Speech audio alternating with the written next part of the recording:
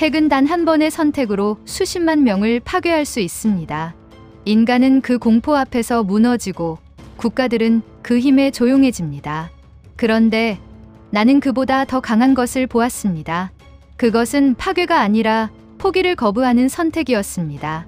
지휘관의 손에는 전쟁 계획이 아닌 실패를 기록한 수첩이 있었고, 구조대원의 입에서는 위로가 아니라 체계적인 행동 지침이 나왔습니다.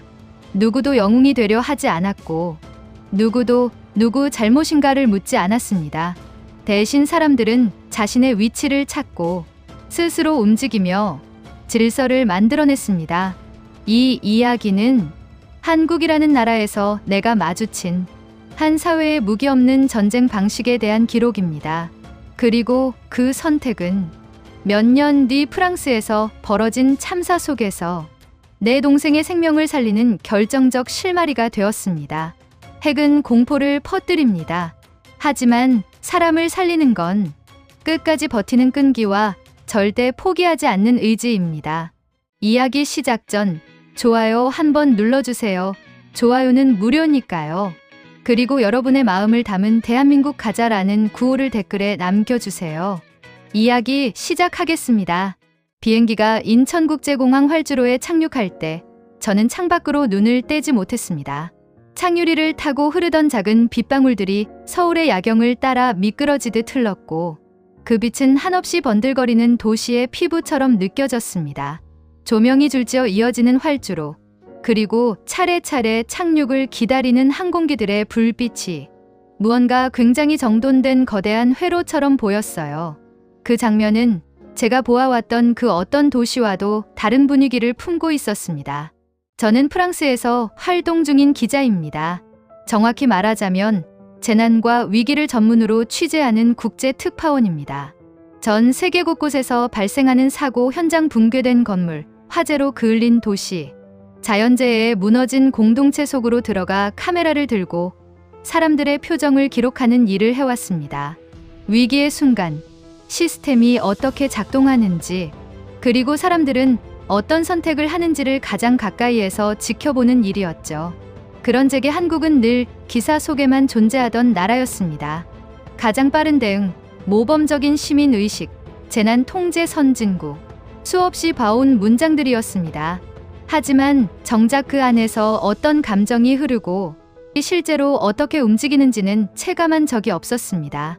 그리고 솔직히 말하면 반신반의하고 있었습니다.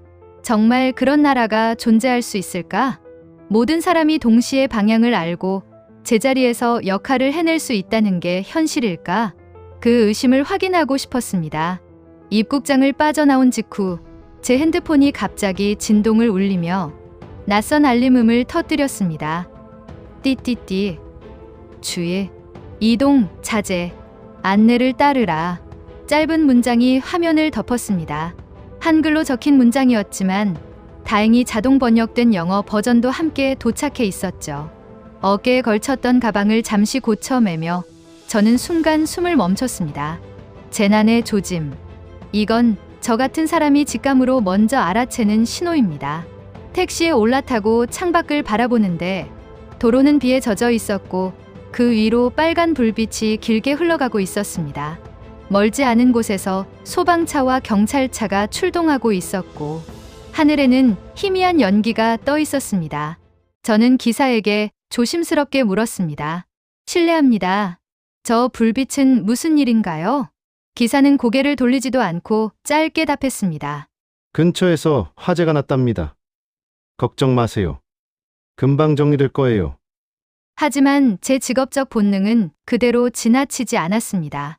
이건 뭔가 있다. 그리고 알아봐야겠다. 그렇게 생각한 저는 택시에서 내려 숙소까지 도보로 이동하기로 결정했습니다. 좁은 골목으로 접어들자 현장은 생각보다 훨씬 가까웠습니다. 경찰차가 골목 입구를 막고 있었고 바닥에는 흰색 테이프가 줄처럼 설치돼 있었습니다. 현장을 둘러싼 인파는 조용히 정리되어 있었고 누구도 소리를 지르거나 경찰을 몰아붙이지 않았습니다. 그리고 그 한가운데서 작은 가게 하나의 문이 열렸습니다. 그곳에서 한 아주머니가 말없이 뜨거운 물을 담은 종이컵을 사람들에게 건네고 있었습니다. 경찰도, 소방대원도, 근처 주민도 누구 하나 그 행동을 막지 않았고 누구 하나 의심하지도 않았습니다. 놀라웠습니다. 제가 다녀왔던 수많은 재난 현장에서는 늘 고함부터 시작됐습니다. 불안, 분노, 공포 그런 감정들이 처음에 터졌고 그 다음에야 질서나 구조가 도착했죠. 하지만 이곳은 달랐습니다. 소리는 있었지만 소리보다 먼저 움직임의 질서가 있었습니다. 경찰은 유연하게 라인을 조정하고 있었고 소방대원은 질서정연하게 이동 동선을 확보하고 있었으며 구급대원은 이미 긴급 대응 준비를 마친 상태였습니다. 그리고 사람들은 그 누구도 시키지 않았지만 스스로 제자리를 찾고 있었습니다. 그 모습을 보며 저는 카메라를 꺼냈다가 다시 넣었습니다. 이건 단지 보도를 위한 장면이 아니라 제가 놓치지 말아야 할 순간이라는 느낌이 강하게 들었기 때문입니다. 숙소에 도착한 뒤에도 신발을 벗지 못한 채 한참을 멍하니 앉아 있었습니다. 비에 젖은 바지는 피부에 붙어 있었고 제 머릿속에는 한 문장만이 맴돌고 있었습니다. 한국의 무기는 사람을 살리는 질서다. 이 문장을 저는 제 노트 가장 첫 장에 적었습니다. 그리고 이 감정이 사라지기 전에 꼭 기록으로 남겨야겠다고 다짐했습니다. 이 이야기는 그렇게 시작됐습니다. 서울의 아침 공기는 어딘가 묘하게 무거우면서도 맑았습니다. 잿빛 하늘 아래에서 희미하게 스며드는 햇살이 도시의 윤곽을 비추고 있었고 그 속을 걷는 저의 발걸음은 조금도 가볍지 않았습니다.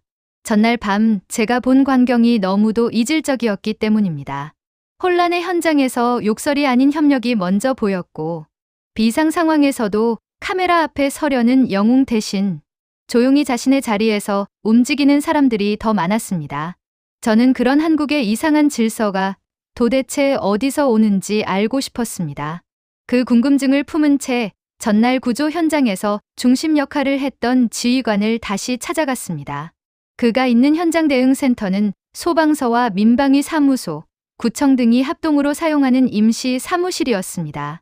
좁은 공간이었지만 각 구역이 효율적으로 배치되어 있었고 벽면에는 지도, 체크리스트, 순번표, 출입 통제표가 빼곡히 걸려 있었습니다. 그는 제가 들어서자마자 환하게 웃으며 자리에서 일어났습니다. 에티엔 기자님, 아침부터 오시다니 한국 커피 한 잔 드셔야겠네요.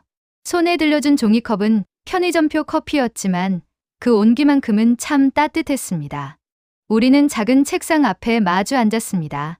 그는 수첩을 꺼내더니 제가 묻기도 전에 먼저 말문을 열었습니다. 많은 분들이 한국의 속도를 칭찬합니다. 그런데 그건 겉모습이고요. 속에는 매일의 폭기와 기록, 그리고 아주 작은 실패들이 쌓여 있어요.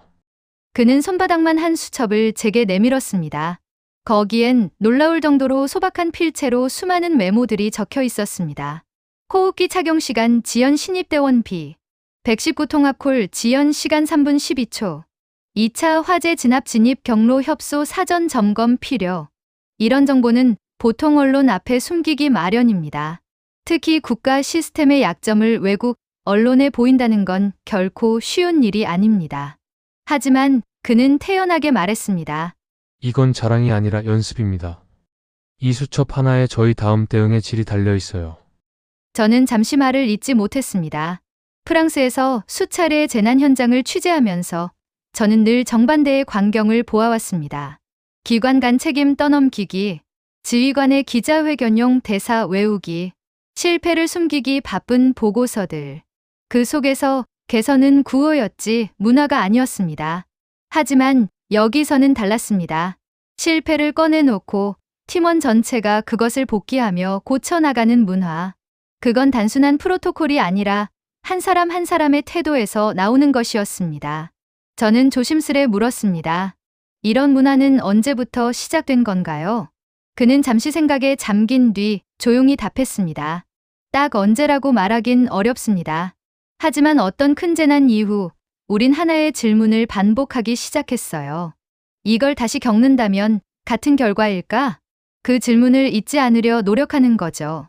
그 말은 단순한 설명이 아니라 어떤 고백처럼 들렸습니다. 저는 다시 묻습니다. 그럼 당신들은 두려움 없이 일하시나요?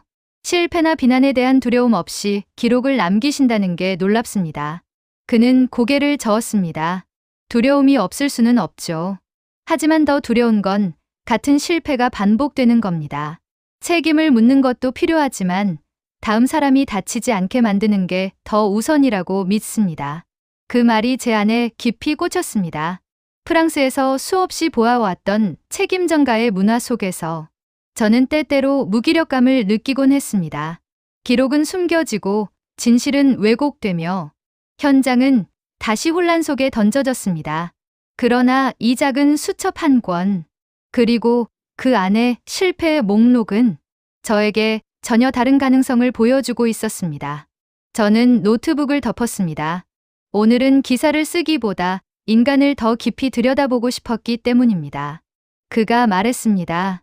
기자님, 저는 한국이 강한 나라라고 생각하지 않습니다. 우린 그저 매일 나아가고 있을 뿐입니다. 영웅이 없어도 돌아가는 시스템, 그걸 만들기 위해 하루하루 기록하고 고치고 움직이는 거죠. 그 말에 저는 고개를 끄덕이며 또 하나의 문장을 제 노트에 적었습니다. 강한 시스템은 영웅을 필요로 하지 않는다. 대신 각자의 역할이 명확한 나라가 있다. 한국. 그 이름의 무게가 어제보다 훨씬 다르게 느껴지는 순간이었습니다. 며칠이 지났습니다.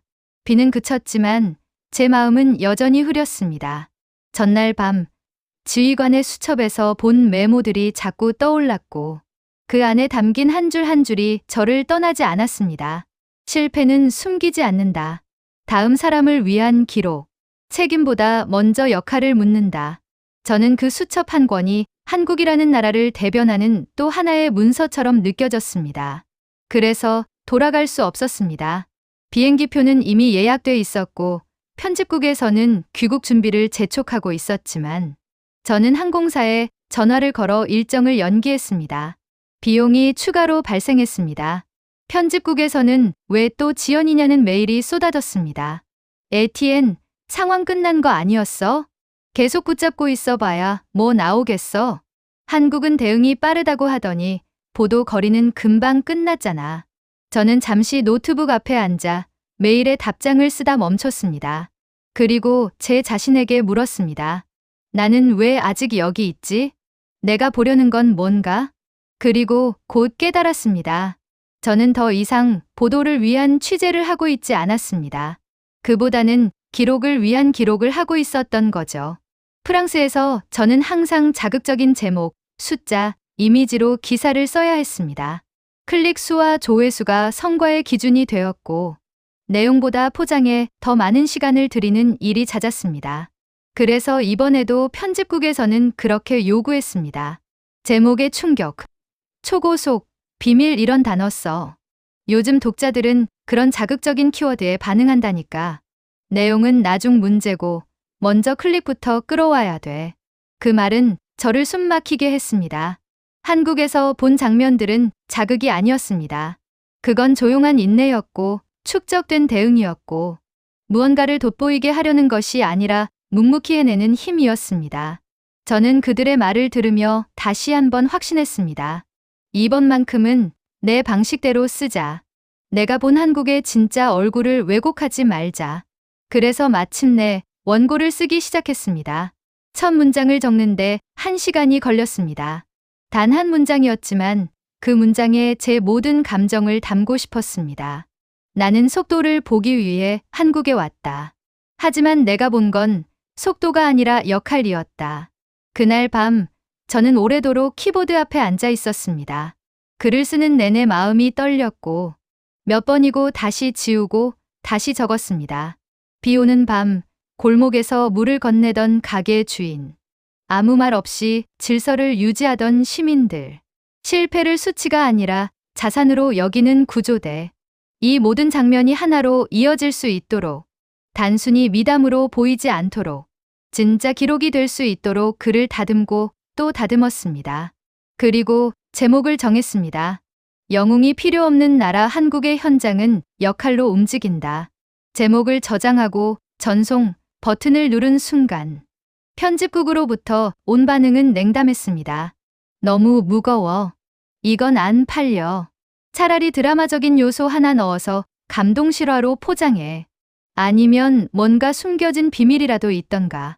저는 조용히 답했습니다. 그건 진짜 한국이 아닙니다. 제가 본 한국은 그런 장식이 필요 없는 곳입니다. 며칠이 지나고 기사는 간신히 온라인 지면 구석에 실렸습니다. 오늘의 인기 기사 리스트엔 오르지 않았고 댓글도 거의 없었습니다. 솔직히 실망스러웠습니다. 하지만 곧 아주 조용한 변화가 시작됐습니다. 메일함으로 짧은 메시지들이 하나둘씩 들어오기 시작했습니다. 현장에서 일하는 간호사입니다. 기자님 글 팀원들과 함께 읽었습니다. 감사합니다. 119 구조대원입니다. 우리 시스템이 이런 시선으로 보여질 수 있다니 감동이었습니다. 학생입니다.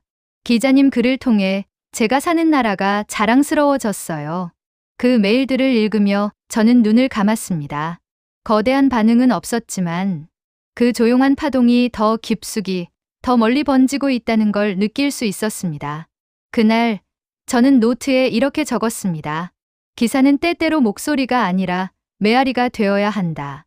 기사 게재 후 이틀이 지났습니다. 대대적인 반응은 없었습니다. SNS 트렌드에도 오르지 않았고 프랑스 내 온라인 뉴스 포털에서도 제 글은 메인 화면에 노출되지 않았습니다. 편집국 내부에선 평가가 엇갈렸습니다. 이런 식의 감동팔이는 이미 유행 지난 스타일이야. 요즘은 독자가 원하는 건 폭로야. 뭔가 부서야 클릭이 나와. 사실 익숙한 말이었습니다. 그동안 저도 그 구조 속에서 살아왔으니까요. 하지만 마음 한구석이 이상했습니다. 이번만큼은 그렇게 판단이 나쁘지 않기를. 그래도 누군가 이 글을 읽어주었기를 바라는 마음이 자꾸 들었습니다. 그러던 어느 날 아침, 메일함에 한 통의 이메일이 도착했습니다. 제목은 아주 짧게 멀세. 내용도 간결했습니다. 에티엔 기자님, 한국의 구조 현장에서 일하는 사람입니다. 당신의 기사를 현장 교육 자료로 사용했습니다. 조용히 공유될 수 있도록 허락해 주셔서 감사합니다. 저는 모니터를 한참이나 바라보며 아무 말도 하지 못했습니다. 기사를 공유해달라고 요청한 적도 허락을 준 적도 없었습니다. 그런데 이 메일엔 마치 저와 오래전부터 약속이라도 되어 있었던 듯한 말투가 담겨 있었습니다. 그리고 신기하게도 그날 이후 비슷한 메일이 계속 들어오기 시작했습니다. 어떤 메일은 영어로, 어떤 메일은 한국어와 영어가 섞여 있었고, 또 어떤 메일은 자동 번역된 프랑스어로 작성돼 있었습니다. 내용은 제각각이었지만 공통적으로 담긴 문장이 하나 있었습니다. 기사 잘 읽었습니다. 어떤 이들은 자신이 현장 근무자라고 소개했고, 어떤 이들은 한국에 있는 국제학교 교사라고 밝혔으며, 또 어떤 사람은 자신이 이 시스템 안에 있는 아주 작은 톱니바퀴라고 표현했습니다. 그 문장들이 쌓이면서 저는 점점 더 큰 감정을 느끼게 되었습니다. 이건 소음이 아니라 진동이구나. 메가톤급 반응도 대중의 열광도 아니었지만 조용히 울리는 공명 같은 것이 제 안에서 일어나기 시작했습니다. 그때쯤 다시 한 통의 메시지가 도착했습니다. 이름을 기억하고 있었습니다. 전날 수첩을 보여준 그 지휘관, 아니 정확히 말하자면 그 밤에 저를 기자로 만들어준 사람이었습니다. 그는 말이 많지 않았습니다. 딱 한 문장, 제게 메시지를 보냈습니다. 기자님, 우리 현장은 늘 부족합니다. 하지만 기록이 남으면 다음이 조금 나아져요. 그 말은 마치 부탁처럼 들렸습니다. 우리를 영웅으로 만들지 말고 우리가 남긴 기록을 믿어달라는 진심 어린 요청이었습니다. 저는 다시 노트북을 열었습니다. 그리고 원래 기사 마지막에 적어뒀던 문장을 지우고 새 문장으로 바꿨습니다. 원래는 이렇게 끝났죠. 한국의 무기는 사람을 살리는 질서다. 그 아래 새로 쓴 문장은 다음과 같았습니다. 한국의 무기는 파괴가 아니라 포기하지 않는 수정이다. 수정. 수많은 오류를 인정하고 다음에는 더 나아지겠다는 다짐. 그건 완벽함의 자랑이 아니라 불완전함을 껴안는 용기였습니다. 며칠 뒤 한국의 한 공공기관 SNS 계정에서 제 기사 일부가 번역되어 올라왔다는 사실을 알게 되었습니다. 댓글은 많지 않았지만 하나하나 읽는데 한참이 걸렸습니다. 이런 시선을 가진 기자님이 있다는 게 감사합니다. 한국을 국뽕이 아니라 기록의 나라로 봐주셔서 고맙습니다. 우리도 가끔은 그 질서가 얼마나 소중한지 잊곤 해요. 그 문장들 앞에서 저는 조용히 눈을 감았습니다. 제가 프랑스인이라는 사실이, 한국의 시스템 바깥에 있는 사람이라는 사실이 이제는 더 이상 장벽처럼 느껴지지 않았습니다. 국적은 다르지만 기록을 남기고 누군가를 살리는 일에 진심을 다하는 마음은 분명 닿을 수 있다는 걸 체감하고 있었습니다. 그날 밤 저는 다시 노트에 문장을 하나 적었습니다. 기록은 불꽃처럼 터지는 것이 아니라 조용히 누군가의 손에 들어가 쓰이는 물건일 수 있다. 그 문장을 적으며 저는 확신했습니다. 이번 취재는 숫자도 트렌드도 단독도 아니었습니다. 이건 공명의 기록이었습니다. 누군가에겐 뉴스였겠지만 누군가에겐 말 없이 건넨 연장선의 손이었고 누군가에겐 잊고 있던 사명감을 다시 꺼내는 계기가 되었을 수도 있겠죠. 그래서 저는 이 취재가 제 인생 최고의 기사라고 생각하게 되었습니다. 시간이 흐르고 있었습니다. 한국에서 돌아온 뒤 저는 조금 다른 방식으로 취재를 이어가고 있었습니다. 충격적인 장면을 쫓던 이전의 나와는 달리 사람들 속에 오래 머물며 묻고 또 묻는 일을 더 많이 하게 되었죠. 빠르게 기사 한 줄을 쓰는 것보다 천천히 기억을 정리해주는 것이 더 소중하다는 걸 알게 되었기 때문입니다. 그러던 어느 초여름의 오후, 파리교회 시민 강연장에서 재난과 기록의 윤리에 대한 짧은 발표를 마치고 커피 한 잔을 들고 휴대폰을 확인했습니다. 리크, 금방 연락할게. 신호 안 터져도 걱정하지 마. 근처야. 익숙한 이름. 저의 동생 리크. 평소처럼 가볍게 보내온 문자였습니다. 별 생각 없이 화면을 넘기고 강연장 밖으로 나왔을 때 어딘가 이상한 공기 흐름을 느꼈습니다. 주변 사람들이 갑자기 휴대폰을 붙들고 있었고 멀리서 사이렌 소리가 계속 울리고 있었습니다. 곧장제 폰에서도 긴급 속보 알림이 떴습니다. 파리 북부 지하철 화재 현장 대혼란. 다수 부상자 추정 연기 확산 중 구조 어려움. 시간이 멈춘 것 같았습니다. 그 장소는 방금 리크가 말한 그 근처였습니다. 저는 망설이지 않고 강연장을 빠져나와 곧장 현장으로 향했습니다. 길게 늘어진 차들 사이로 택시도 잡히지 않았고 저는 결국 두 정거장을 뛰어 걸었습니다. 현장에 도착했을 땐 이미 통제가 시작되어 있었습니다.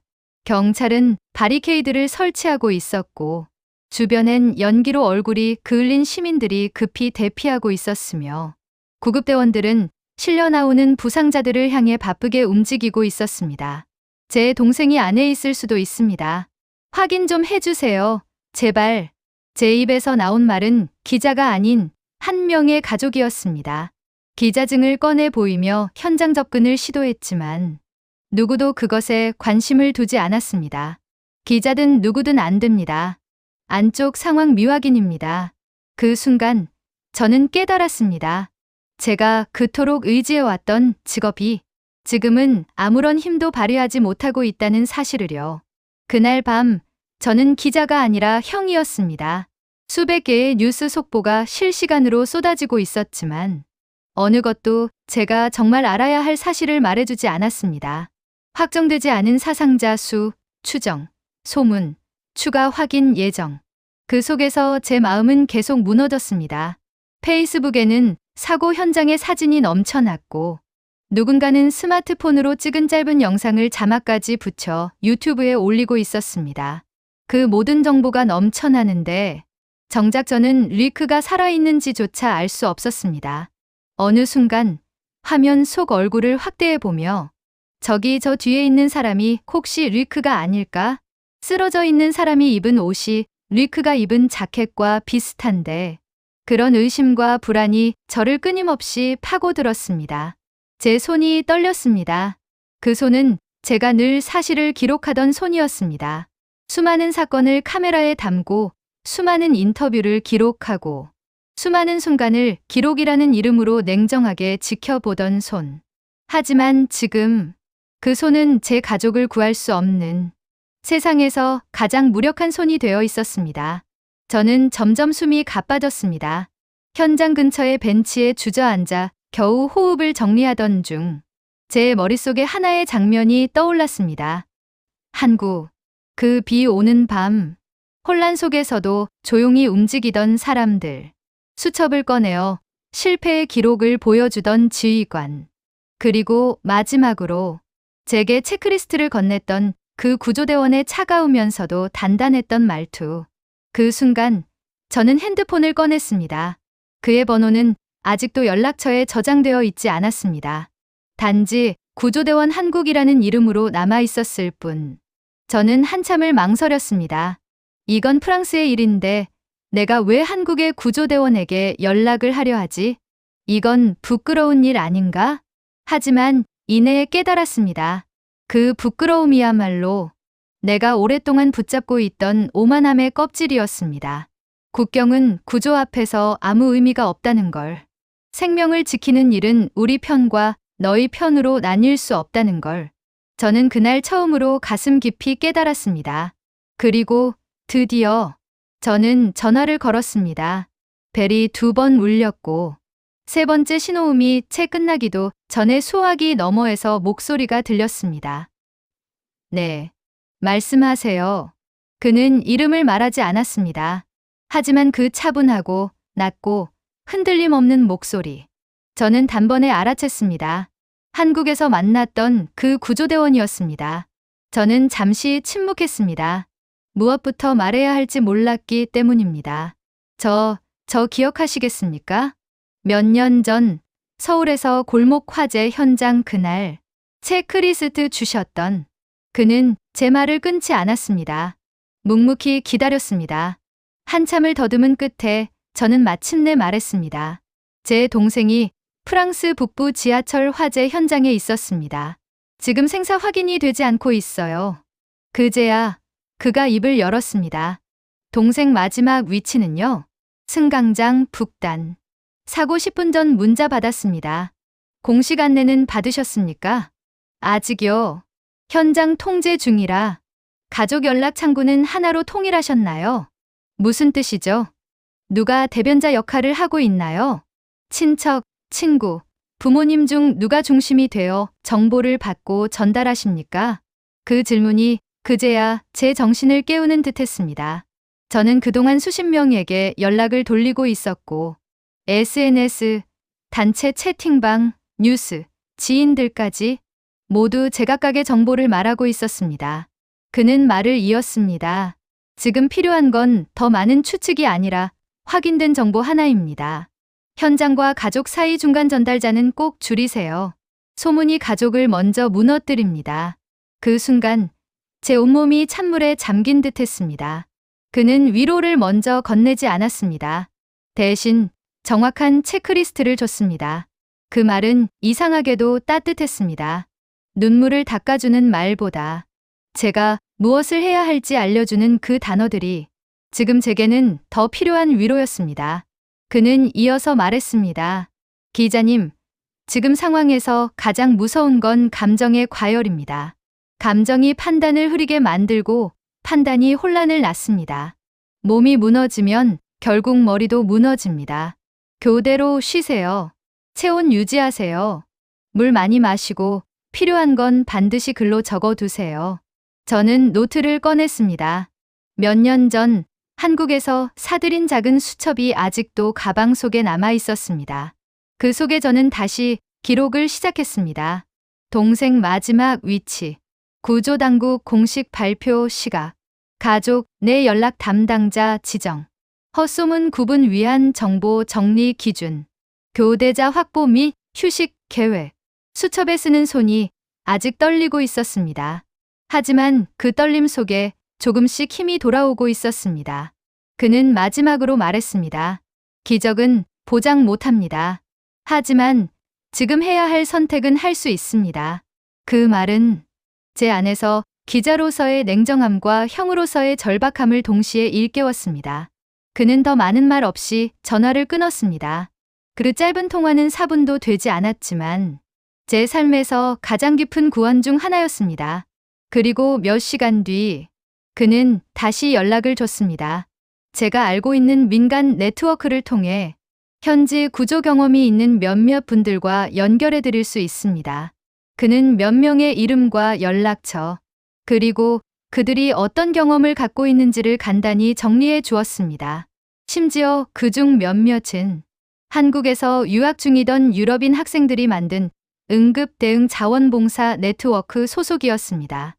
누군가는 번역을 돕고, 누군가는 가족 상담을 돕고, 누군가는 상황 기록을 도왔습니다. 그때 저는 알았습니다. 이건 기적이 아니라 축적이구나. 우연처럼 보였지만 사실은 제가 남긴 기록, 그들이 읽은 기록, 그 후로도 계속 이어져 온 관계, 그 모든 게 끊어지지 않고 연결되어 있었던 것이었습니다.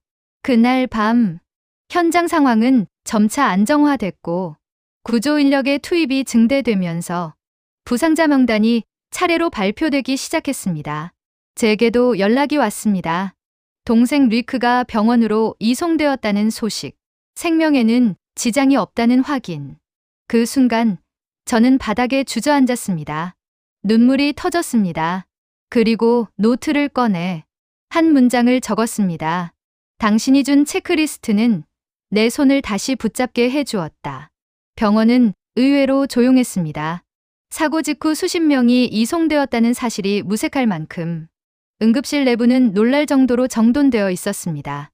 소독약 냄새, 반복되는 이름 호출, 간호사의 걸음걸이마저 일정한 리듬을 갖고 있었고 그 속에서 저는 마치 고요한 어항 속에 들어온 이방인처럼 움직였습니다. 접수처에 도착해 동생의 이름을 말하는 순간 제 입에서 소리가 나오는 게 신기할 정도였습니다. 리크, 제 동생입니다. 연락받았습니다. 병원으로 이송되었다고. 간호사는 모니터를 확인하고 고개를 끄덕였습니다. 응급처치 후 현재 중환자실 대기 병동에 계세요. 다행히 의식이 돌아왔고 생명에는 지장이 없습니다. 지금은 진통제로 약간 졸리실 수 있으니 5분 면회만 가능하십니다. 그 말을 듣는 순간 제 다리에서 힘이 빠졌습니다. 허벅지에서 무릎을 거쳐 발끝까지 피가 쏟아져 내리듯 빠져나가는 기분이었습니다. 복도 끝을 향해 걷는 동안 저는 몇 번이나 제 발걸음을 되짚었습니다.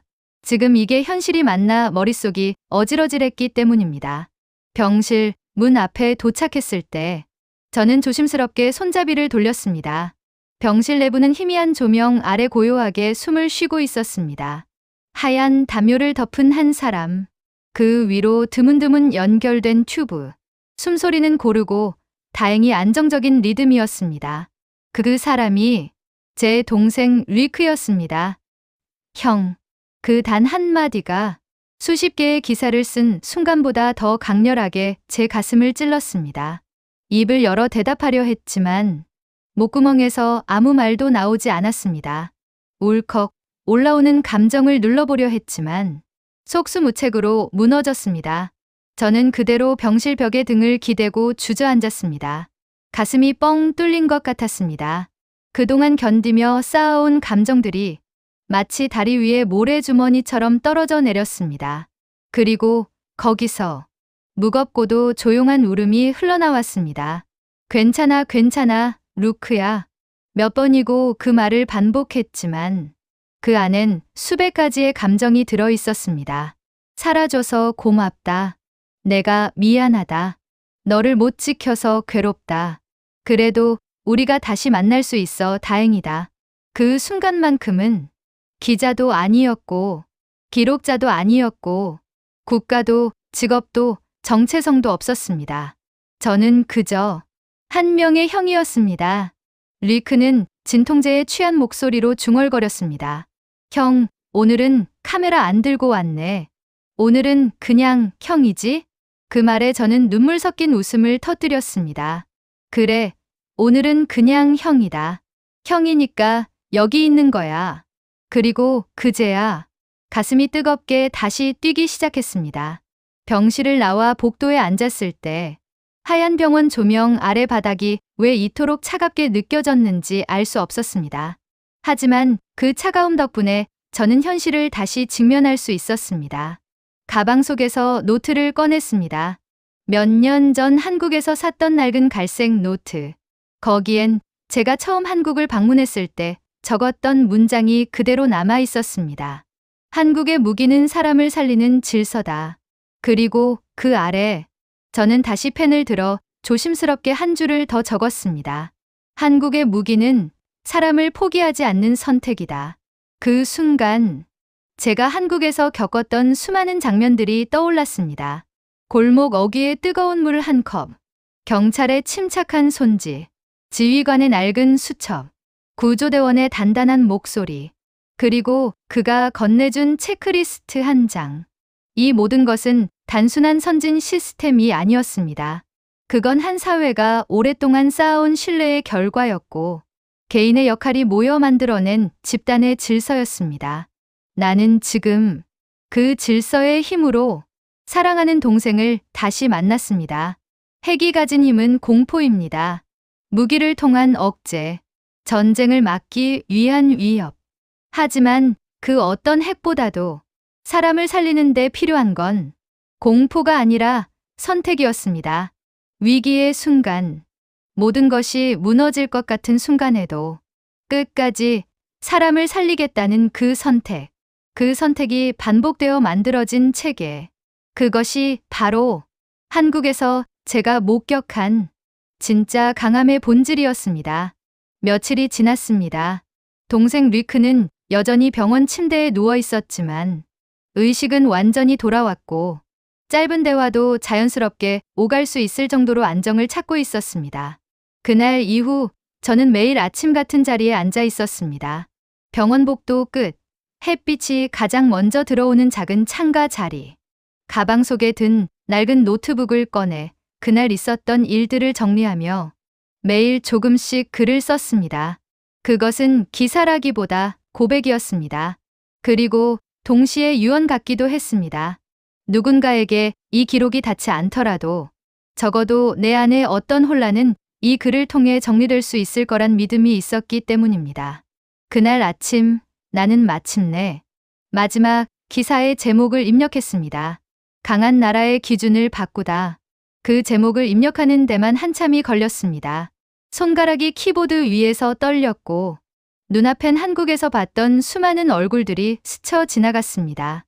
빗속에서 따뜻한 물을 건넨 가게의 주인, 골목 어귀에서 소리 높이지 않고 질서를 유지하던 경찰, 구호 작업 끝난 뒤 가장 먼저 실패를 기록하던 지휘관, 그리고 무엇보다 위로보다 먼저 체크리스트를 건넸던 구조대원.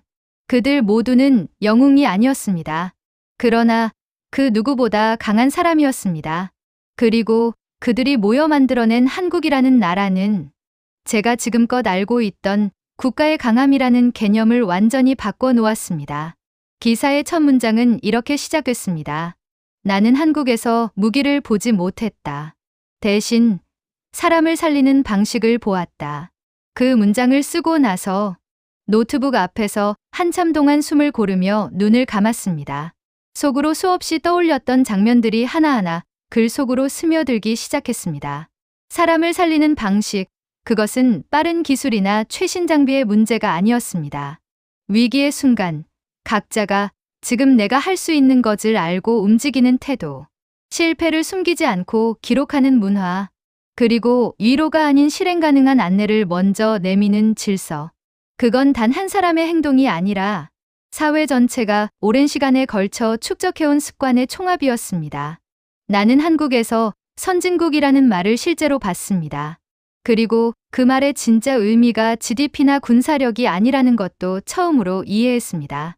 사람을 살리는 선택을 매일 반복하는 나라. 그게 한국이었습니다. 글을 쓰다 말고 나는 잠시 프랑스를 떠올렸습니다. 사고가 터졌을 때 가장 먼저 생긴 것은 공포였습니다. 정보가 없는 혼란, SNS를 타고 퍼지는 소문, 분노로 목소리가 높아지는 가족들. 누구 하나 진짜 정보를 주지 않았고 누구도 책임을 지려 하지 않았습니다. 하지만 그 한가운데서 몇 년 전 구조대원이 건넸던 체크리스트가 제 안의 혼란을 붙잡아줬습니다. 소문이 가족을 먼저 무너뜨린다. 지금 필요한 건 확인된 정보 하나, 몸이 무너지면 판단도 무너진다. 그 문장들은 제가 쓴 게 아니었습니다. 그러나 이젠 제 삶을 지탱하는 문장이 되어 있었습니다. 그래서 나는 마지막 기사에서 내가 배운 것을 정확히 적기로 했습니다. 강한 나라는 무기가 많은 나라가 아닙니다.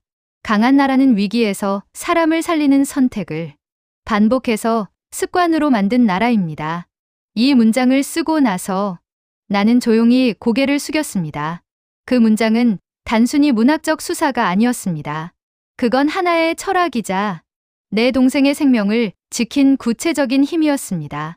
한국에서 돌아와 나는 프랑스 사회에 대해 다시 고민하게 되었습니다. 왜 우리는 실패를 기록하지 않는가? 왜 우리는 잘못보다 먼저 책임부터 묻는가?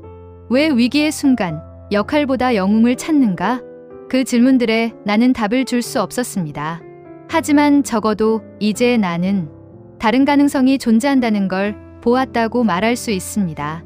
기사를 마무리하며 나는 그 단어를 다시 떠올렸습니다. 국뽕. 처음 한국에서 이 단어를 들었을 때 단순한 자국 찬양이라 생각했지만 이제는 그 의미를 다르게 이해하게 되었습니다. 진짜 국뽕은 GDP 자랑이 아니라 사람을 포기하지 않는 선택에서 나오는 뜨거움이었다. 그 선택이 반복되고 공유되고 체계가 되었을 때 그건 자랑이 아니라 존경이 된다. 기사를 마치며 나는 병원 복도에 앉아 조용히 노트북을 닫았습니다. 이건 누구에게 읽혀도 좋고 아무에게도 안 읽혀도 괜찮다. 그게 진심이었습니다. 이 글은 이제 조우의 수가 아니라 다음 사람을 위한 사다리였습니다. 그리고 그게 기자로서 내가 할 수 있는 마지막 선택이었습니다. 오늘의 이야기는 여기까지입니다. 오늘 제가 목격한 건 기적이 아니라 매일을 지켜온 누군가의 선택이었습니다. 이런 이야기가 더 많은 이에게 닿길 원한다면 구독과 좋아요로 당신의 마음을 함께 더해주세요. 지금까지 시청해주셔서 감사합니다.